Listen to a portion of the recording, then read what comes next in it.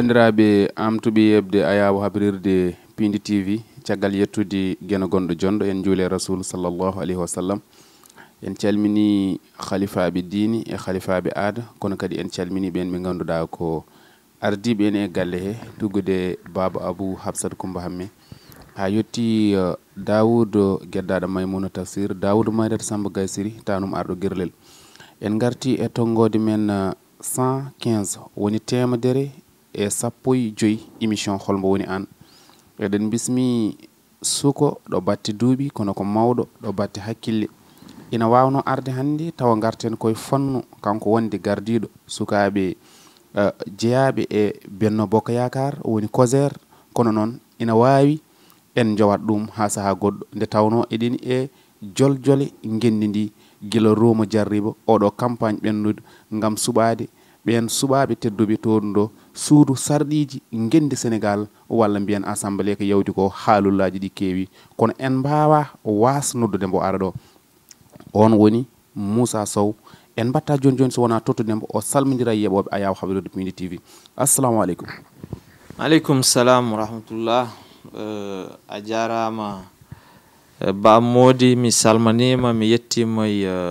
invitation mo mbaɗɗami o kono miɗa salmina aussi Pindi TV naaɓe fof miɗa salmina dendagal yeɓoɓe men oɗo saaha ɗo e Pindi TV. Joni joni jaɓanten ko holno jiruɗa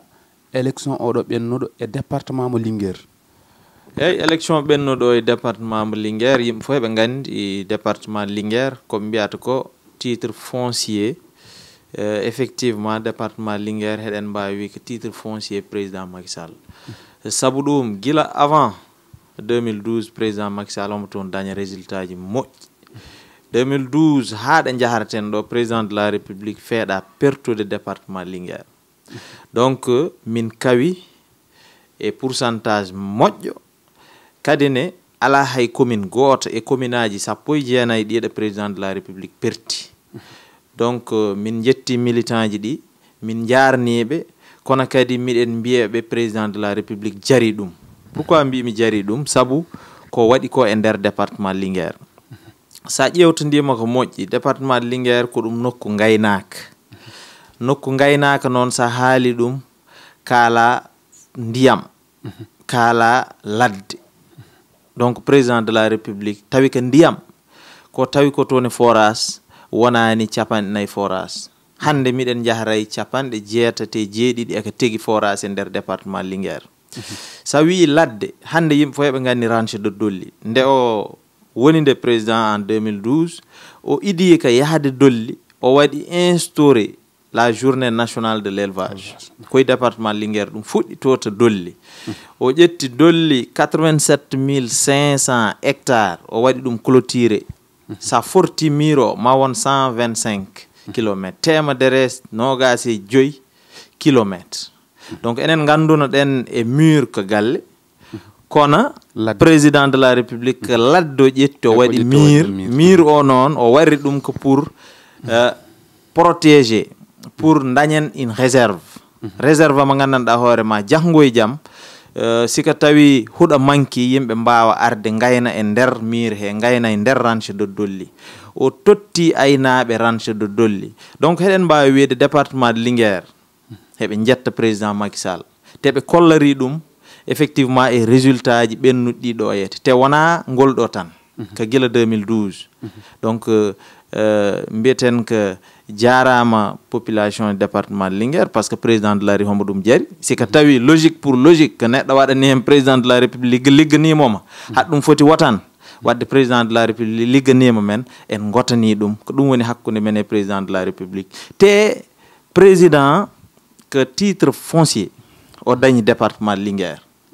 ni no dañirni titre foncier dans le Fouta ni no dañirni titre foncier to Fatick ko nono jogori titre foncier département mo Linguére kono kadi min ji e nder département mo Linguére an yaltude mbiɗaɓe kala bureau ƴettu gañiɗo aɗa jogani ɗumen jeenayri a holno mbiɗa noon walla holko saabino ɗum? eyyi haɗa andi président de la république homo ɗum jari min président wan amen ɗo recevoir au palais o waɗi recevoir département Linguère o fof gila e maire uji ɗi hay responsable uji ɗi tout le monde kala jeyaɗo APR responsable uji ɗi o noddi o wi amen élection locale ɓenni poɗodiral hina wonat e nder politique kono élection locale wonno ɓenni jinmi ko jaggodiron gonon neɗɗo goto kawanonmi commune aji ɗi min mbi président min jaaɓi minen ko place talibé tan min goni place almudo min goni ko an woni ceerno sa wi amen mbaɗe ɗum min mbaɗat Allah waɗi min jahadi min goni neɗɗo goto sa ƴetti par exemple commune mo jeeyami o woni commune mo Labgar woni toon que le maire Idrissa Diop mamaɗami félicité au passage en calmini maire Idrissa Diop eɗen ɗum calmina no feewi woni toon que min Moussa SOW le responsable national des jeunes de l'APR min mbi noon yonti hankadi gonen neɗɗo goto pour jaggaranen ɓuuren jaggarande président de la république hono président Macky Sall min mbi ɗo yona en sen gummima Dakar jehen ha Labgar nodda ɓe yahdunoɓe ma min nodda ɓe yahdunoɓe am jooɗoɗen mbaɗen réunion goto mbiyen que président de la république wi yo yimɓe ɓe masladir yo yimɓe ndentu gona neɗɗo goto élection législative ko kanko yiiɗi wotanede wona Massamba wona Mademba wona Idi wona Moussa yiiɗi wotanede que président Macky Sall Benno Bokk Yakar kartal ko gotal pour o daña majorité à l'Assemblée nationale ɗum noon mbimi kala bureau e nder commune mba Labgar ɓurɗo moƴƴude résultat ji min meɗo jogani on bureau jeenari ko ɗum takno mbimi noon Allah waɗi aussi bureau ji ɗi pop résultat ji ɗi ko moƴƴi kono won bureau goto résultat on ɓuuri moƴƴude te jeenari maɓɓe maɓe totte so Allah jaaɓi firti ko wajiɓe en dañi ko to mbiɗa koko juuma par ce que kartel gotel ɓe dañi toon te ɗum certainement ko wana Moussa Saydou mo jawimo denɗam wana on tan arata juuma kono gande président de la république min gotanimbo ko yimɓe mbawi fof mbaɗanimbo e nder département Linguère e nder commune mbo Labgar saabu sa ƴeewi commune mbo Labgar ƴetti premier e nder département Linguère e nder 19 sappo e jeenayyi commune aji ɗi fof ko minen keyni par ce que minen dañi 88% temedere nde ƴettuɗa fof min dañi hen 87 kartal donc minen mbaɗa félicité commune mbo Labgar te ɗum aussi mi haali gogo ko président liggi toon ɗum taki o watana hay so tawi jinngol wasata mi haali jinngol wasata kono président de la république liggiyema toon sa ƴetti commune mbo Labgar e nder duuɓi 50 président ji tati gila 1960 ha 2012 force uji tati sot gonno toon tati sot soit 52 ans duuɓi 50 président ari 2012 waɗi duuɓi 5 sot waɗi toon force uji 6 rente tati ɗi woni 9 donc ɗum ko ummema toon te gaynaka quand même gaynaka yiiɗi ko ndiyam yiiɗi ko ladde mais yiiɗi ko deƴere parce que so deeƴi tan gueɗe mum peewi en jawtat joni en ɓosat holko jangguɗa e ñande 31 juillet 2022 caggal vote o holko jangguɗa e résultat o eyyi janggume résultat he ko waɗi nokkuji président de la république hawi toon wana le nord wana Fatick wana un peu au centre président hawi toon e sud-est woni côté Tambacounda en Bakel en ha Kédougou won kadi ɗo président perti ɗo président perti ɗo noon cikkumi yimɓe poti ɓuur liggade ɗon saabu ɗum président fotani ɗon pertu tawi tan so liggeɗo fof yoɓre kartal wotane président fotani ɗon pertude donc mbiɗa wiya responsable uji gonɗi ɗi ɗon yoɓe ɓuur ɓaɗade population ngaji ɗi par ce que j'ai l'impression que c'est ça hande wona président ɓe mbaɗi sanctionné que les responsables à la base ɗi ɓe jogui ɗi min heewi ɓe jewtidanmi ɓe mbi Moussa minen min gañanani président Macky Sall deme so darema o wi ko candidat minen min gotananmo kono ɓeɓe min gondi ɗo yete commune aji amen e département ji amen min gotantaɓe te fiyaɓe fof ko tottaɓe moyen woni tottaɓe mais c'est ça mum jogoto pour ruttade aɗa andi holon analyse aussi mo joguimi hen ay so yimɓe mbaɗi na Farba Ngom waɗata ni jogoɗa moyen ji ma jogoɗa pellital ma jogoɗa engagement celluɗo mbaɗa hen moyen ji ɗi mbaɗa hen engagement o mbasa hen sala hay hunde tana hawat so yimɓe mbaɗi na wana Daouda Dia no waɗata ni to département Kanel en calmini kesir Daoudou Moussa Dia mbaɗa hen moyen ji ma mbaɗa hen moyen ji ɗi gandanɗa hoore ma ko position ma président de la république wiyanma taki dañɗa ɗi so a waɗi hen engagement ma a waɗi hen pellital ma a wartima tan yimɓe ndewatema soɓe ndewema noon gañonoɗa président Macky Sall par ce que président wawa won partout wawa won nord wona sud wona centre wona partout te hoɗon gandi élection législative wona président wonani ɗo ko foof en guilay opposition hay pouvoir hay foof en donc o wawa jippade sur le terrain mais sinnaka kanko jippino sur le terrain wallahi nden bawɗi ceerta e kori ça c'est clair tigi ɗum noon en calmini kadi ni Farba Ngom e commune makko kala kono noon jabanten joni holko haɗi benno gagnade Dakar depuis 10 ans duuɓi sappo benno wawa gagnade Dakar haɗa andi heɗen mbawi ɗum wadde analyser sous plusieurs formes premièrement d'abord sen ƴeewi élection locale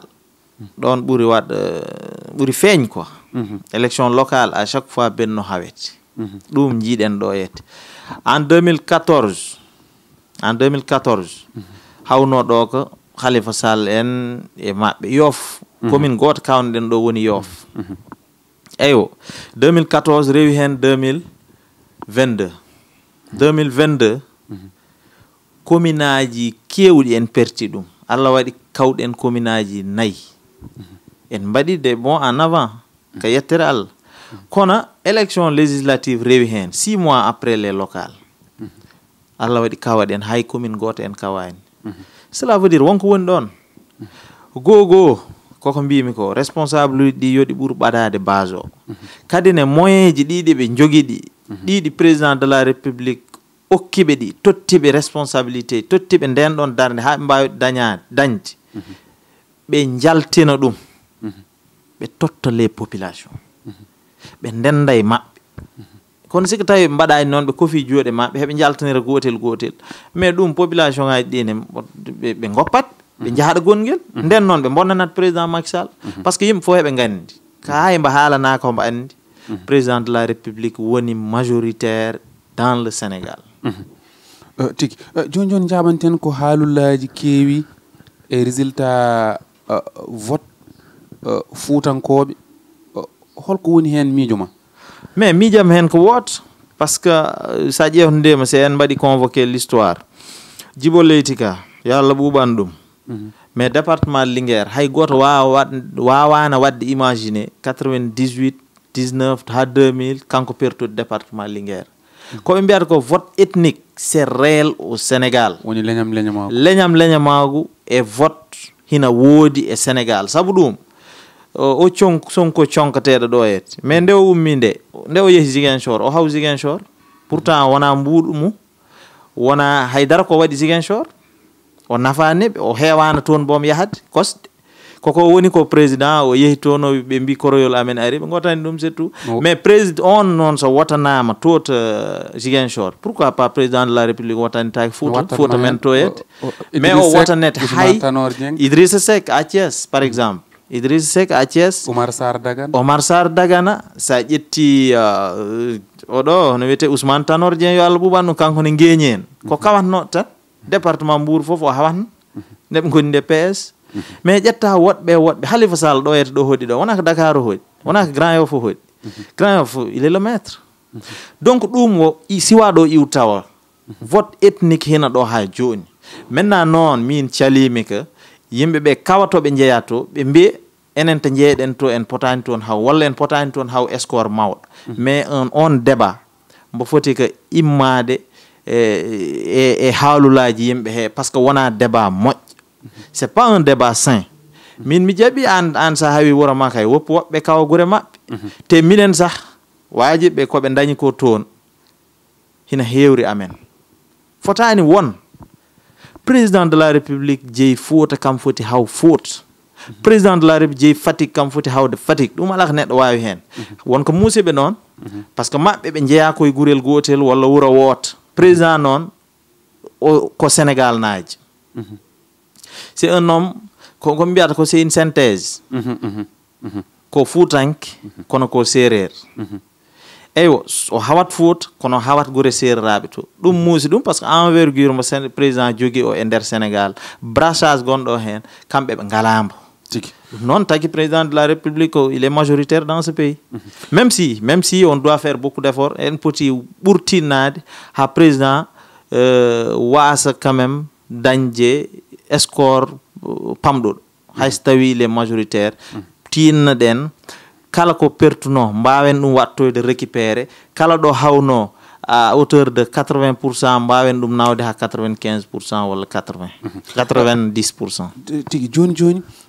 benno heeɓi capanɗe jeetati e ɗiɗi sarɗiyanke woni député londo ngo heeɓi capanɗe jeetati e tati beela ɗum haɗata on laamade assemblée to haɗa andi mi haalino ɗo joni mbimami 2017 l'élection législative 2017 président dañno ko temedere e nogas e joyi député majorité absolue o dañi capanɗe c'est à dire 49% 49% des suffrages lonno ngo dañno ko dañi ko ɗum lonno ngo dañno nden ko capanɗe jeetati e ɗiɗi kanko o dañi temedere e nogas joyi e joni sika tawi 2017 o dañi 49% des suffrages haɗa andi ɗum wona majorité absolue par rapport au suffrage kono député ɗi o dañi hen majorité absolue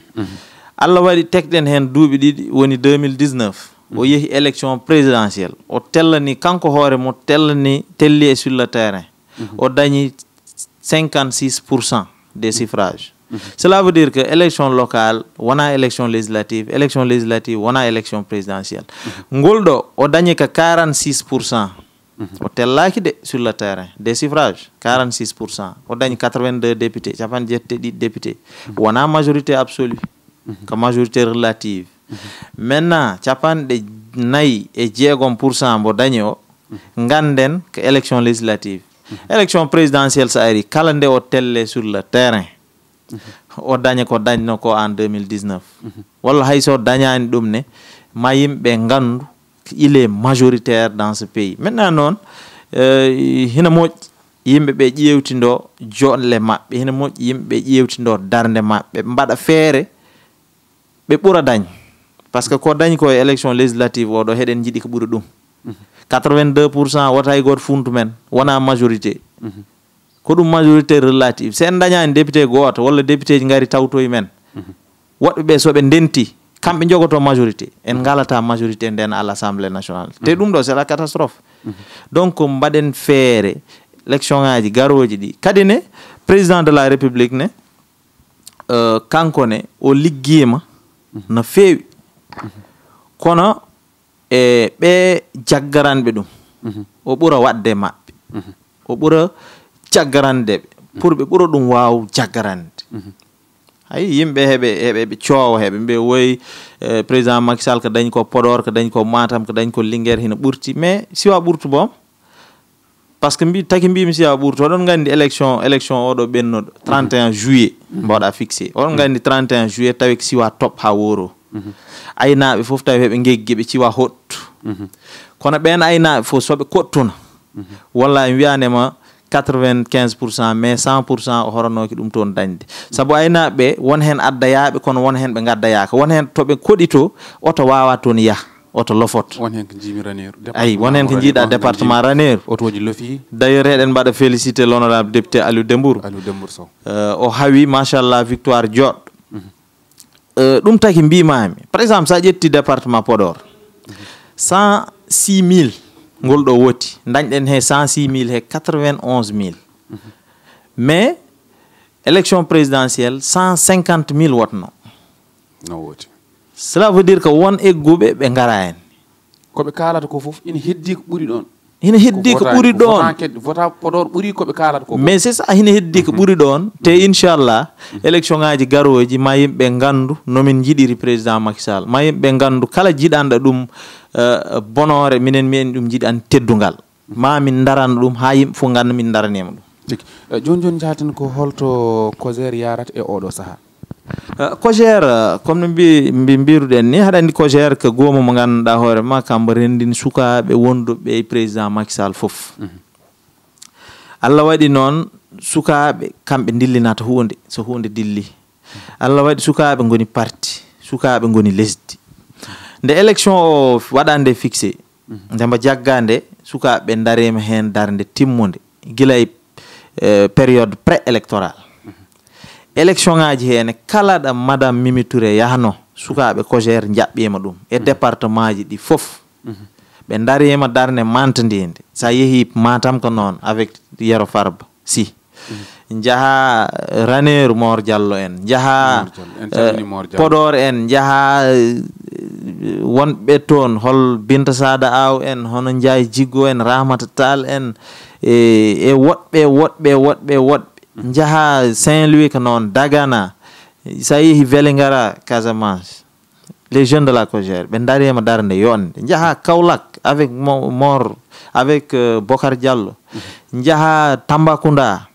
jaha Vélingara jaha Ziguinchor sukaɓe darima darde fewnde maintenant noon sukaɓe hen hewɓe ɓe jogui ko doole mabɓe ɓe jogui ko warñede mabɓe ɓe mbaɗa hen kono ɓe ngala moyen ji ɗi ɓurtani kala ko ɓe mbawno ɓe mbaɗi donc ɗum woni darde Cogère minne aussi en tant que responsable national on jii kam Linguère parce que Linguère woni département am min kawi on jii kam mi yeehi wonɗo jahami wona Touba en wona Kaolack en wona Dakar ɗo ete mi ari ɗo ala tan ɗo mi yaɓɓani e nder département Linguère kam commune aji kewɗi mi yeehi toon pour andinde yimɓe ɓe enjeu mbo joguiɗen élection législative oɗo par ce que woto yimɓe mbi tan élection locale yawti woyi yo yimɓe gaccito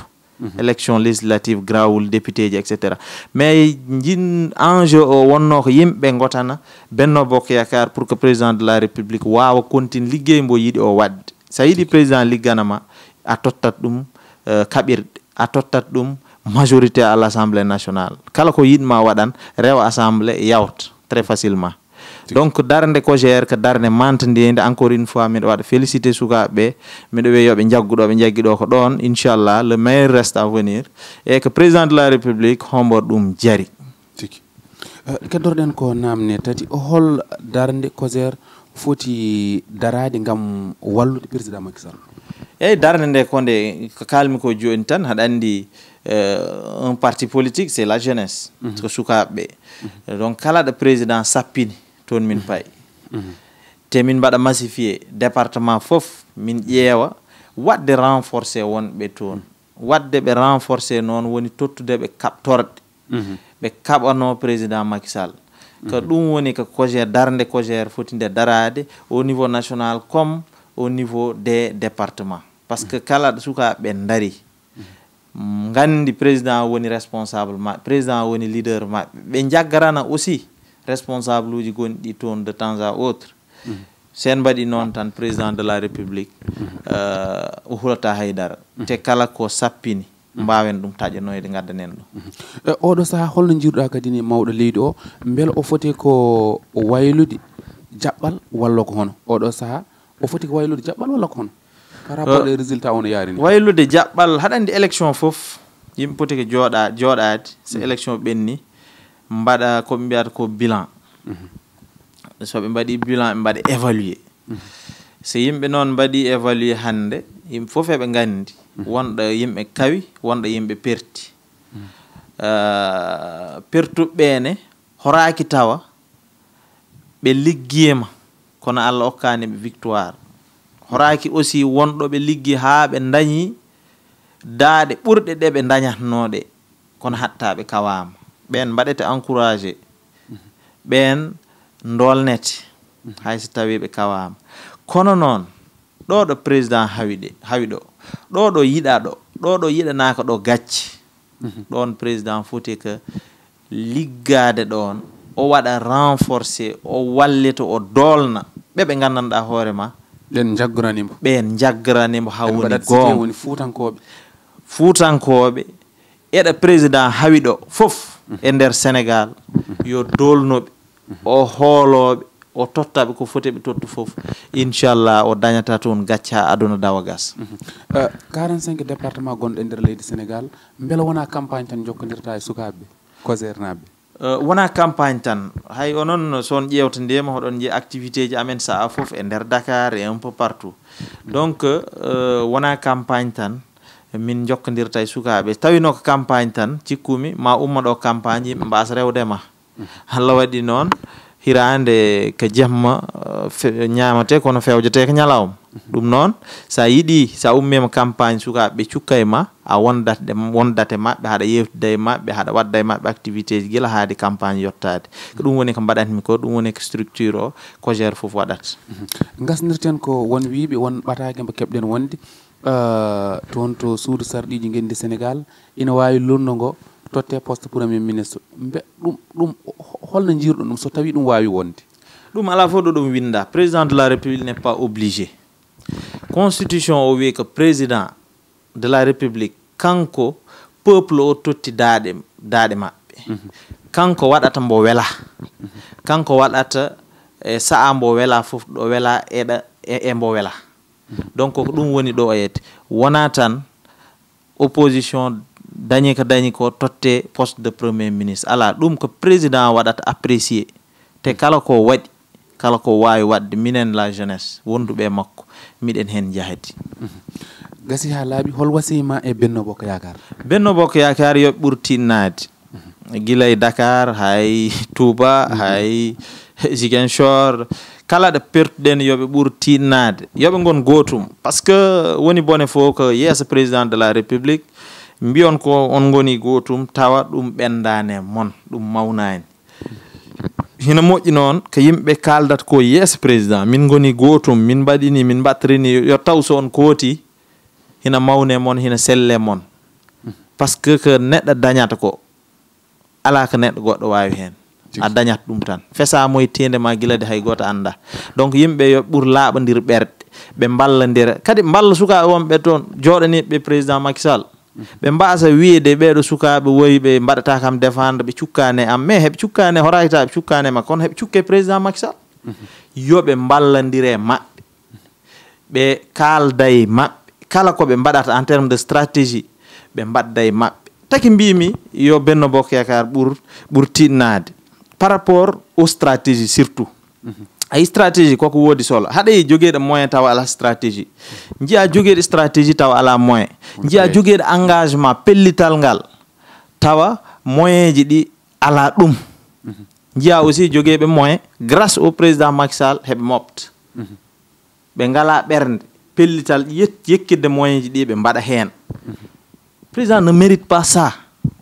ko waɗi ko e ndiɗo lesdi ala peɗɗo ɗum wadde e président ji dewɗo ɗo fof donc tawi ko liggey tan président de la république ligganima Sénégal naaɓe te kala élection mbo waɗi ɗo organisé o foti ko haw saabu o liggeyma à moins que yimɓe mbasa yiɗ développement mbasa yiɗ ɓamtare soɓe jiiɗa développement ɓe jiiɗa ɓamtare noon kam ala ko gandumen maɓɓe ɗum noon Allah jarama o jarama kanko e gandi makko kisdi eɗen gandi jot makko weeɓani ko cohlaɗo e banggueji foof kanko e sohlede e kala saaha kala to nodda to banggue kaalirde ɗe o nototo enen wonko poɗɗen haalde saabu yimɓeɓe eɓeni kulɓine taw hulɓinta ɗumen kadi ko yoga e jayniyankoɓe ɗum en gaccata ɗum yaara noon leñol ene jogui darde mum ene jogui ko fecca kono noon hanki o fonnoɓe darade gono ajjiɓe gono funiɓe ko ɓen hande so tawi jaari banggue ɗum en paamani ɗum ɗon ɗum noon bandiraɓe tonggode men 115 en mbaynorima ɗo ha saaha goɗɗo koɗo men bamodi haade ma wayna tan seeɗa gokkami mi salmina kawam Abou Diop tigi neɗɗo tinniɗo jiɗɗo leñol ngol gendiyanke neɗɗo mawɗo machallah tedduɗo miɗo mbo salmina no feewi miɗa laara jaam makko kadi départ de puɗɗotomi haalam fof mi salmini Pindi TV naaɓe fof guilay an bamodi hay technicien ji ɗi hay directeur questeur assemblée nationale hono Daouda Dia donc mi salmini kadi liggey mo mbattono ko liggey baɗɗo fayide liggey kewɗo solo minen miɗen mon parnaro hayso tawi hoɗon min parnaro minen ne gande miɗen mon parnaro no feewi miɗa salmina debbo e gorko cukalele mawɗo jeeɓowo Pindi TV par ce que Pindi TV ko ɗum télé